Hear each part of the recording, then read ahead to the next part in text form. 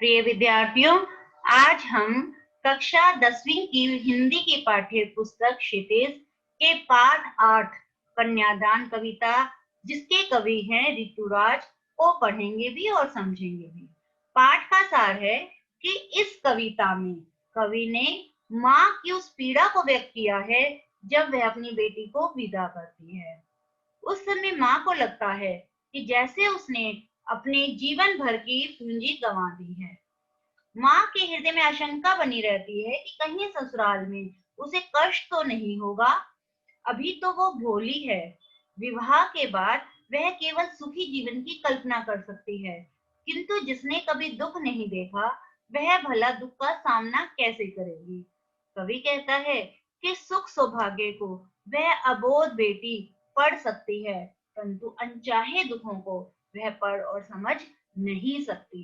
माँ अपनी बेटी को सीख देते हुए कहती है कि प्रतिबिंब देखकर अपने रूप और सौंदर्य पर मत रीझना, खुश मत होना। यह स्थायी नहीं है, यह हमेशा नहीं रहेगा। माँ दूसरी सीख देते हुए कहती है कि आग का उपयोग खाना बनाने के लिए होता है, इसका उपयोग जलने के लिए मत करना।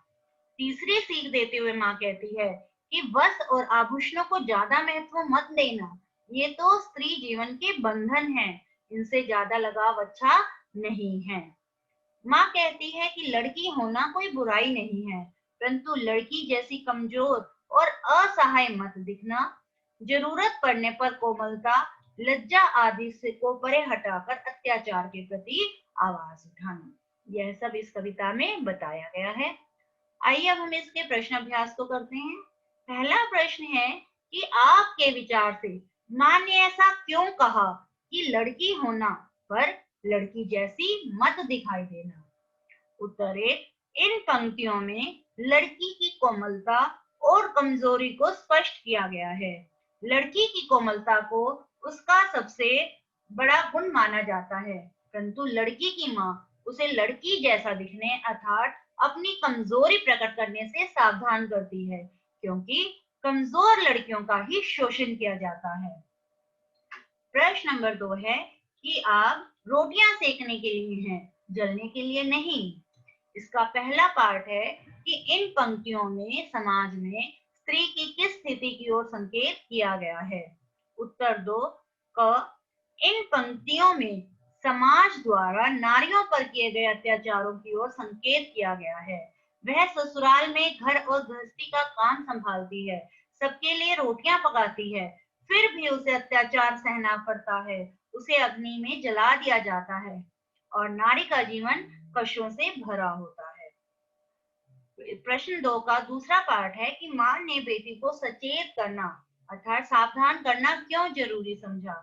उत्तर 2 ख है कि बेटी अभी सियानी नहीं थी, उसकी उम्र भी कम थी और वह समाज में व्याप्त बुराइयों से अनजान थी। माँ नहीं चाहती थी कि उसके साथ जो अन्याय हुआ है वो सब उसकी बेटी को भी सहना पड़े, इसलिए माँ ने बेटी को सचेत अर्थात सावधान करना जरूरी समझा। प्रश्न नंबर 3 है कि पाठिका थी वे धुंधले प्रकाश की, कुछ तुकों और कुछ लयबद्ध पंक्तियों की। इन पंक्तियों को पढ़कर लड़की की जो छवि आपके सामने उभर कर आ रही है उसे शब्दबद्ध कीजिए। उत्तर 3 है कि उक्त पंक्तियों को पढ़कर लड़की की निम्नलिखित विशेषताओं का पता चलता है। नंबर 1, वह आशावादी है, जीवन की सच्चाइयों से अनजान है, वह अभी पढ़ने वाली छात्रा ही है, उसकी उम्र कम है, वह अभी भावी जीवन की कल्पनाओं में खोई हुई है। प्रश्न नंबर 4 है कि माँ को अपनी बेटी अंतिम पूंजी क्यों लग रही थी। उत्तर 4 है कि माँ और बेटी का संबंध मित्रतापूर्ण होता है। माँ बेटी के सर्वाधिक निकट रहने वाली और उसके सुख दुख की साथी होती है। कन्यादान करते समय इस गहरे लगाव को वह महसूस कर रही है कि उसके जाने के बाद वह बिल्कुल खाली हो जाएगी। वह बचपन से अपनी पुत्री को संभाल कर उसका पालन पोषण एक संचित पूंजी की तरह करती है। जब वह इस पूंजी अर्थात बेटी का कन्यादान करेगी तो उसके पास कुछ भी नहीं बचेगा, इसलिए माँ को अपनी बेटी अंतिम पूंजी लग रही थी। पाठ का 5वां प्रश्न है कि माँ ने बेटी को क्या क्या सीख दी। उत्तर 5, माँ ने बेटी को निम्नलिखित सीख दी। क, माँ ने बेटी को उसकी सुंदरता पर गर्व न करने की सीख दी, अर्थात उसे कहा कि वह अपनी सुंदरता पर घमंड ना करे। ख है कि माँ ने अपनी बेटी को दुख से घबराकर आत्महत्या ना करने की सीख दी। तीसरा पॉइंट है कि माँ ने बेटी को वस्त्र और आभूषणों के आकर्षण से दूर रहने की सलाह दी। चौथा पॉइंट है कि नारी सरलता, भोलेपन और सौंदर्य के कारण बंधनों में न बंधे तो ही वह शक्तिशाली बन सकती है। आइए अब हम रचना और व्यक्ति का प्रश्न भी करते हैं। प्रश्न 6 है कि आपकी दृष्टि में कन्या के साथ दान की बात करना कहाँ तक उचित है। उत्तर 6 है कि हमारी दृष्टि में कन्या के साथ दान की बात करना उचित नहीं है। लड़की दान में देने की वस्तु नहीं है।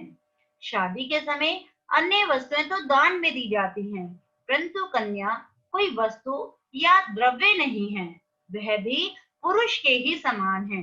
वर और वधु दोनों का ही समान स्थान है। यहाँ कन्यादान शब्द कन्या की विदाई के अर्थ में रूढ़ हो गया है, इसलिए हम कन्या के साथ दान की बात करते हैं, जो कि बिल्कुल उचित नहीं है।